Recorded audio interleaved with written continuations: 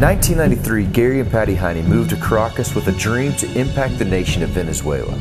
A passion was soon birthed in their hearts to save kids who had been abused, beaten, and left to survive alone.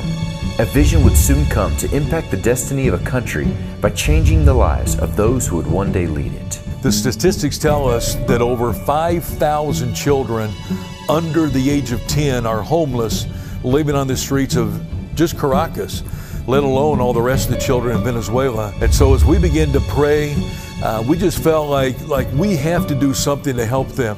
As the burden to take action grew, it wouldn't take long for discouragement and frustration to set in. Gary and Patty spent years filing paperwork with government officials, sitting in meeting after meeting with business people, knocking on door after door, only to find they would be alone in this endeavor.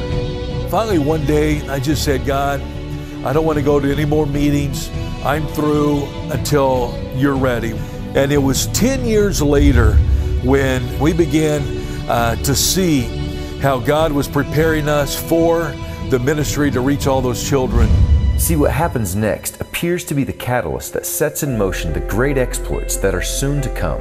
But the catalyst for this story started with Gary and Patty's obedience to simply respond to the call that was placed in their heart.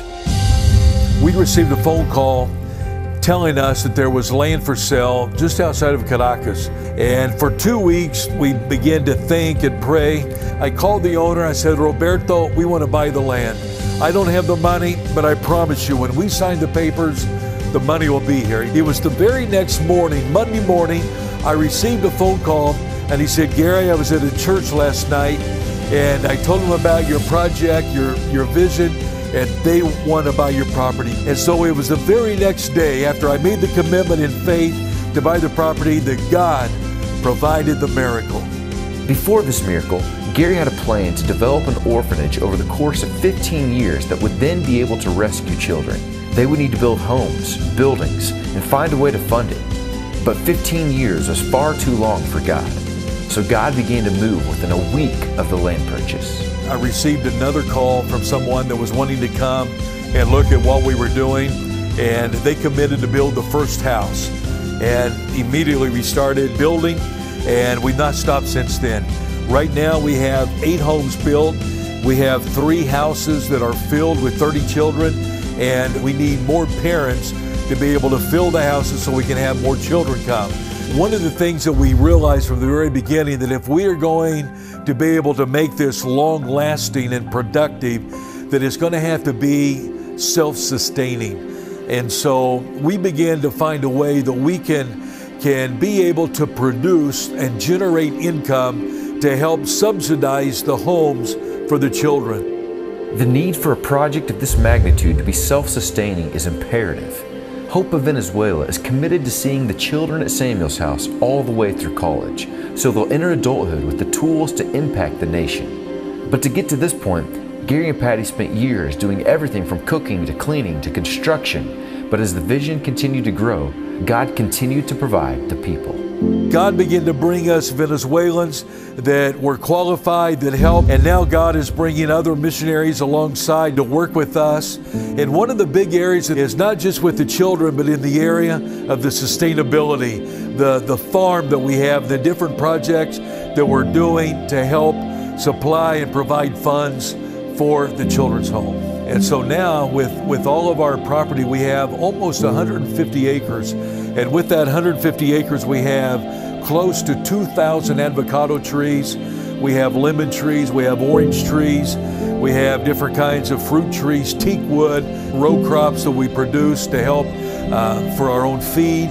We have horses, we have cows, we have pigs that we market, chickens that we raise. We have an area to stamp t-shirts to sell, the sewing center. All of that is used to generate funds to help subsidize the children's home. We have a medical clinic that we are building that will be able to have medical clinics for the community. So many things that God has provided for us. So now we're building a campground to be able to have a campground for churches to come. And we have dormitories, we have the lodge, we have recreational activities. We're going to be building lakes stocked with fish We're building cabins that we can have marriage retreats here. And so often we have people that come and they look at what we're doing and what we have here.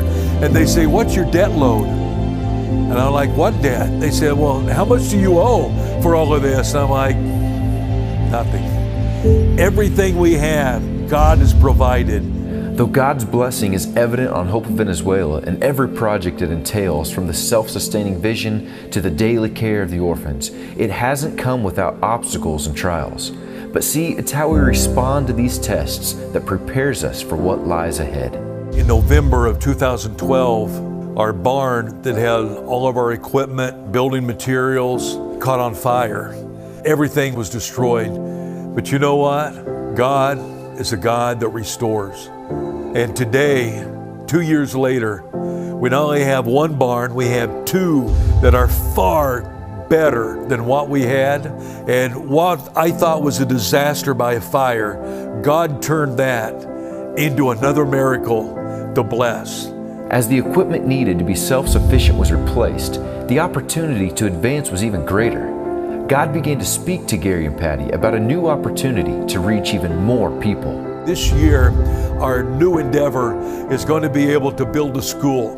And the school is not going to be just for our children, but now we're going to be able to reach out to the children in the community who also needs a good education. And we're going to be able to reach them and help them not only have a good education, but now through the school, we're going to be able to reach their families, their parents, with the gospel of Jesus Christ as well. But it doesn't stop there. Hope of Venezuela now has a new opportunity to develop a media center where kids are learning to film and edit video, build websites, and stream a radio show to the community. But at the core, Hope of Venezuela is all about leaving a legacy for future generations to be forever changed through the presence of Jesus Christ. We are raising up world changers, and there's so many ways to be a part. And as you invest into this project, invest into this work of the Lord, it's more than just about helping a child go to school. What we're doing is literally going to change the generations to come.